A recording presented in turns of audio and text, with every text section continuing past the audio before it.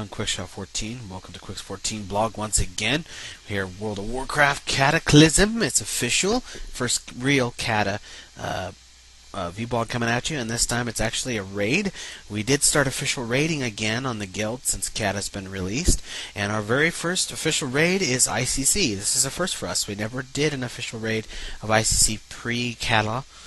Though a lot of our members did do so unofficially. We did do some rep runs, but that was pretty much it officially, was just some rep runs. Otherwise, we never really went into it. I did a little bit, saw little bits and pieces here and there of ICC. I know a lot of our other members actually went through it, and I think at least a couple of them actually have finished it. So first, big props to Alexis, of course, my wife, co-GM, who is doing the raid leading for this. She did an excellent job, and I really appreciate that. Those minions you saw there before the first boss here are a little bit of a pain. Basically, you just need to kind of tank them and turn them around and burn them down. They're not too big of a deal at this point in time. We're all kind of sporadic leveled. Excuse me, as you can see, I'm level 81. I think our highest is level 84, and that was Telethia, our shaman there. Me and her are healing. And the biggest thing to remember if you're going into ICC at this level range before you hit your 85 and get all the fancy gear that comes with it from heroics and such, and even then, you need to remember as a healer that the mentality of healing has changed, and the fact that they don't want us to top everything off all the time, and it's very difficult in an instance, especially such as this, because these were designed for that in mind, so it can be a little difficult to tweak it out. Now, Blizzard did make it a little easier by adding some buffs and such, and honestly, we didn't have too much trouble until we got to second wing. In fact, we didn't make it past our first boss attempt. It was pretty late. But anyway, onto this boss. Lord Malgar isn't too difficult. You pretty much need to tank him. As you can see, we're kind of stacked on our raid leader there with a green arrow. And you do that most of the time until he does this little maneuver here where he's throwing out blue fire and he spins out a lot. Basically, it's just get out of the blue fire, stay out of the blue fire, and try not to get on top of him if you can. You know, you can't really do much damage to him, so the main point is to just stay alive and make it easier for your healers. So most importantly is just stay out of the fire. Once he stops, you can just coalesce back on whatever point you want to do. At this point, we're doing it on our raid leader instead of a specific point. Impels will happen here and there. People get impaled and will take damage. Healers should give them enough healing power, but DPS needs to burn them out pretty efficiently. It's pretty easy. We just kind of called it out. As you notice, some of our mods here also yell out who gets hit as well. So if that's not a very good option, you can do that as well. Lord Malgar is not a huge threat. He's not too difficult. Especially now. So he should be a very good warm-up boss for you guys. And keep in mind that once he's dead, rep runs that he's usually this wing stops. So it's a good way to end a rep run if you just want to take him down. You know, some of this gear was kind of thrown up in the air because everybody's switching gears, but it is a good money finder and maybe good for secondary specs. So you might want to do that. So if you don't have the achievements for your guilds, you might want to do this. The actual guild achievement is actually down in the Lich King. So if you have done it before, getting that should be pretty easy for your guild. But for guilds like us who really haven't, it's got a lot of fun.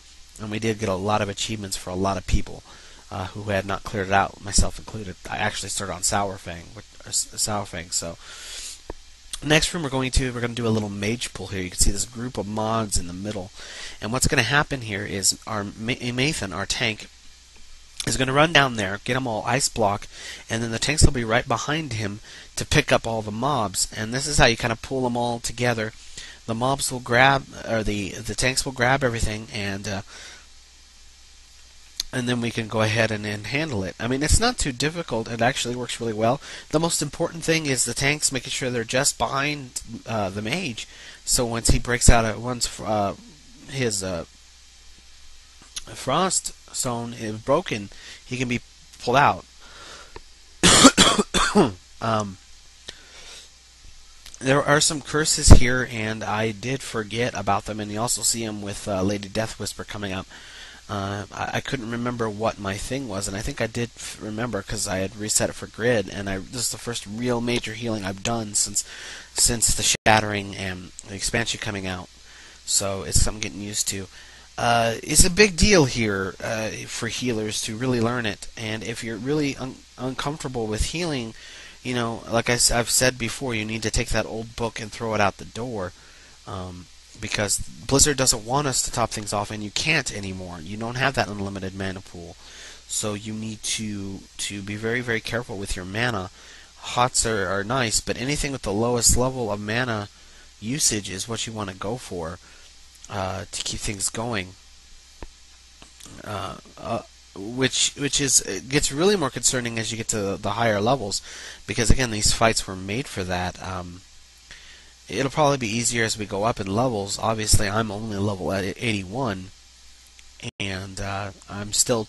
It's really, really hard not to do that mentality in a raid instance like this one, as one of being the last pre-Kata raids. So, just FYI for you healers out there. But just when you're going into the new 5-mans, the new heroics, and the new raids, you need to keep that in mind, that this is the new mentality. So this could be good practice for you in trying to learn some, because it was made harder than it is now. So it's something to think about. Anyway, our second boss here is Lady Death Whisper. She's an interesting little boss.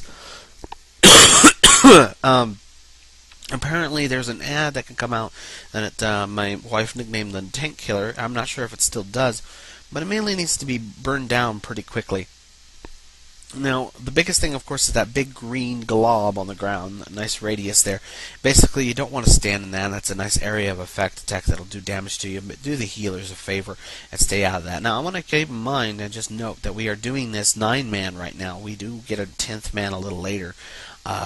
But we did start as a 9-man guild run and then went to a 10-man guild run. And we only are doing this with 2 healers and 2 tanks. So please keep that in mind, just to give you an idea of what's going on here. Sorry, the little flicker there, footage, that's kind of odd.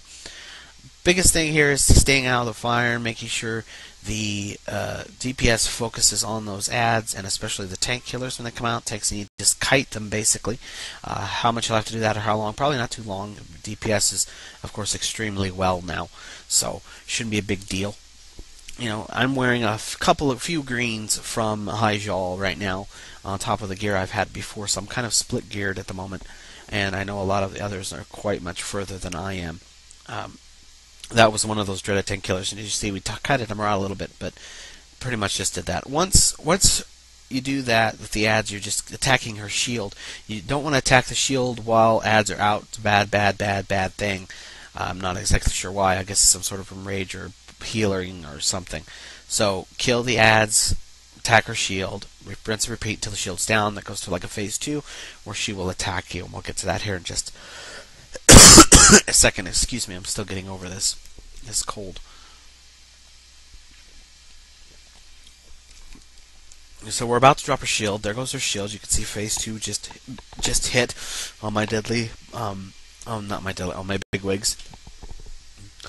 And after that, it's pretty much a standard tank and spank. You just want to hold her, turn her away from the rest of the raid, and do what you can. She fights very much like Kel'Thuzad in some aspects. As you can see here, she's throwing random frost bolts at everybody. She is a lich, so that's kind of why. And that's basically what you're seeing now. As you can see here, the tanks are taking some stacking stuff, so you need to have your tank and your off tank swap as necessary or as need be. But as you can see here, it's not a big deal at all. Sorry about not showing the loot. I must have cut that out. There wasn't much to see.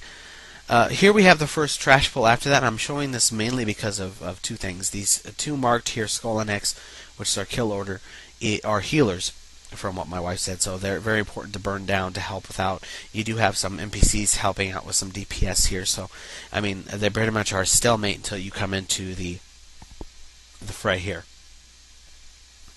Once that's done, we go on to our left. As you'll see, I'll take a quick look at the light, and then we go to the left. We have another group of ads, and again, there's a couple more healers here. I do believe that are marked. We do get an alliance banner from those guys, which is a little bit of a boost, so that helps out quite a bit as well. Not very difficult difficult trash. Nothing like you're going to see or seen or will see in the new 5-mans at all. This is very simple trash. Just target the healers and burn them. After this, we have a almost like a mini boss here. It's just a frostworm, a very big frostworm. Not too difficult, just your standard frostworm dragon.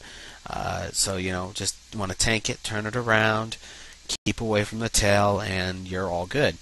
He does do a blizzard, so it's very important that people go ahead and just jump out of that blizzard. Otherwise, he's not very hard at all. As you can see, he just went right down. After that, you turn left, and you're going to go onto the ship. And this is our next boss fight.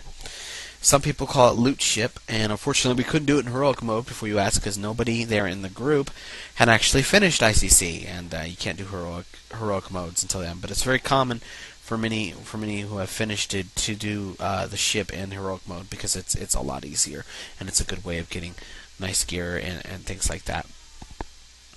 So as you can see here, we picked up a jetpack from our little friend over there next to Murden. He's on his left. Do not talk to Murden, it will start the thing. As you can see, we're testing out the jetpack. The jetpack is mainly for those who are going to jump over onto the ship. So there's kind of a split group here. We're going to have one tank and some DPS head over to the ship using these jetpacks to the enemy ship, and we'll have a group of DPS over here staying, and then 2 DPS will be in the actual in the cannons there. When the battle mages come out is basically when we gotta go over to the ship. Healers should not have to go over to the ship at all. Healers can stand on the very edge, as you'll see here, and should be able to heal as long as those people on the other side of the ship get as close to the other ship's edge as possible, as you will see. It's not very difficult whatsoever. We do wipe here on our first attempt, and that was because Corbin got a little confused, because coming back, usually it's a mentality thing that you're supposed to use the jetpack to hop back, but you actually can just fall off the horde ship, just right off the far side, and you'll automatically be teleported to the middle of your ship. So it's a very quick way to getting on the side. And as far as I'm concerned, on the horde side, the ship battle is exactly the same, just on the horde ship against the alliance instead.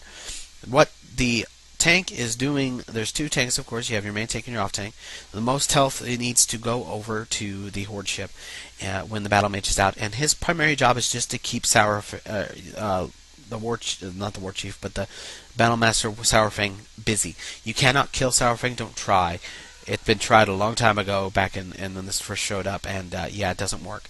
So that's his job, while the DPS burn down that battle mage to get the cannons unfrozen so you can attack the ship. Once that's done, everybody just pop right off the ship, including the tank. The tank should be first on the other ship and last off the other ship. Once everyone's off, he can just drop right off. Of course, Corbin didn't realize that here, so he kept hopping over, and it wasn't good. As you can see, there are some AoE areas on the ground, little flashing red things. Those are basically missiles and other types of attacks being sent at you from the enemy ship. Basically, you need to watch out for those and make sure you're not standing in them when that hits, because they will hurt. As you can see here, we got ads. We got some issues with those ads. The tank, the main tank that's staying on the alliance ship, needs to get a hold of those guys and take care of them. They will go after the healers, quite common. And basically what you want is one healer on the edge of the ship, as you can see here, another healer on probably towards another edge or towards somewhere in the middle to help cover everybody else on the alliance ship for healing, and of course the other tank. My job, of course, was to focus on the tank on the horde ship, and that's exactly what I was doing. Unfortunately, Corbin wasn't just hopping right off. He kept trying to jump over, and it's really difficult to do. So it's just easier to just fall over. And for those of you worried about that being fixed, it's not. It's still in, so you can do it. So we do wipe here because of that, and honestly, we weren't doing so well anyway. So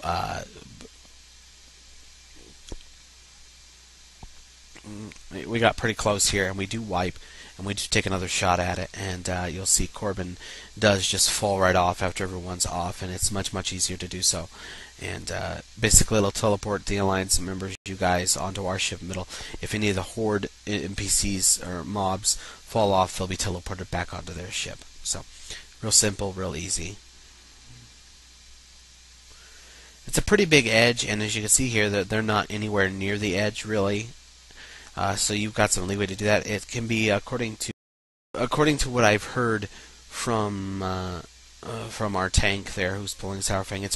It's much more difficult to kite him than it used to be. So kiting may not be a proper option. As long as the tank can be as close to that edge for the healer as possible, the healer needs to adjust. And as you see here, we do get killed, and we do lose, and so we do have our wipe. This was our first wipe of the evening. We did have two more near the end, and that was on the second floor, so you will not see that in this vid. So here's our successful attempt at the ship. Not sure why I got a fraps there. That kind of worries me about encoding. Anyway, this is our second attempt, much better. That we got our 10th man here too, and switched out some tanks. So Cord took over for Big Knocker, and he's tanking the Iron ship, while of course Corbin, because since Corbin has the most health, will do the other side. Corbin is technically our off tank, even though he has the most health.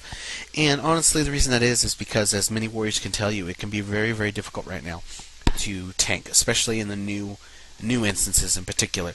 It can be really difficult. Threat is something still being worked on by Blizzard, so some warriors are struggling. Even very experienced ones are having some issues, I've heard. So it's something to be aware of. So if you do have a warrior tank that you're using in a group, or you are a warrior tank, please be patient with them, and please watch your threat for them, because it'll help them a ton. Alright. As you can see here, we're doing much more damage and much more aimed. I think one of our turrets here had never done it before and was shooting a little too high and wasn't doing enough damage. And as you can see here, we're doing much more damage to the ship. This is actually a very fun boss, and it's very easy once you figure out how to do it, and not too difficult at all. It's mainly just controlling Sourfang, so the DPS can burn down that battle mage, so we can get our guns back up and blow their ship to shit. Sorry, I didn't mean to cuss. But yeah, that's pretty much it. So very fun little thing. That's why they call it loot ship, because once you got it down, it's pretty freaking easy. And doing this in heroic mode isn't much different, from what I understand. Not 100% sure about that, but it's not much different, and it's much easier to get stuff in there. So if you have defeated the Lich King before and you're doing it again, it's very good to do this in heroic, so you can get that and get those achievements. And we do get some pretty kick-butt achievements here. And there it goes. So there we go. Dun, dun, dun, dun. And there's our achievements, which is pretty kick-butt. Very nice indeed. And then we fly up to our last boss encounter of this level. And this is the last part of the first level, I guess you want to call it, the main level. This is the last boss encounter. It is Deathbringer's Sourfang, which of course is Sourfang from the Wrathgate, if you did not know. He's been rezzed and taken control of by the Lich King, and he's using him against us. So you will see that here. How this plays out, text-wise, story-wise, is dependent upon Alliance and Horde side, but it's really cool. Deathbringer Sourfang was my first introduction to ICC raiding content in unofficial raids when we were not officially raiding it for me for healing. And, if I told you guys what gear level I was, you'd probably die. I wasn't even 5k yet. Yeah, cringe. But you didn't need to be. Gear score is a joke now, so it's not a big issue. Sourfang is not too difficult. As you see here, we're all very set up particularly. You have 2 DPS on each side. A hunter here is particularly helpful for frost traps. The DPS are focusing primarily on these wonderful little guys here. They're very important because if they hit you, they are going to heal Sourfang, so you need to burn them down as quickly as possible. And you don't want to attack Sourfang while they're up. You want to burn them down. So you got 2 beasts on each side, and you basically want the DPS on each side to pick them up. So you got 2 on each side. We have the melee DPS just behind Sourfang. You have the tanks in front, so they can swap off because of stacks. And then we have our healers here. As you can see, we have one right in front, middle, near the stairs. That's Tella, and I'm just behind her right here. We're both in great positions where we can target everybody for heals. Very important because nobody else should move. And as long as the DPS do their job and produce enough threat, these guys should never ever bug the healers. The hunters will help put traps out on either side in order to help with that. As you can also see, my range thing is up there on the right hand side. It says 9 yards, and you do not want to be within 9 yards of another player or you will do damage to them. Other than that, he's pretty much a burn down. Just got to deal with those ads, burn them, those blood beasts, and you burn them, and you're good. So that's pretty much it. I mean, I do get this debuff on me, which is a bit of a pain. It does, I think it might heal him a little bit, but not very much. So as you can see, I don't heal myself extremely much, just as much as I need, and call it a day. And there he goes. You see, I didn't get this achievement because I already had it. And that is the first level of Icecrown Citadel raid. Our first official raid of Icecrown Citadel for the daily grind. It was a lot of fun, a great way to start official raiding up again. We'll be doing a lot of other old school raids again to get achievements for it. And of course to hopefully finish out some of our older content that we have never quite finished out before as well. Of course, anything new will be brought to you in its entirety here on my vlog. I've got my leveling vlog coming up next, so please stay tuned. Thanks for watching.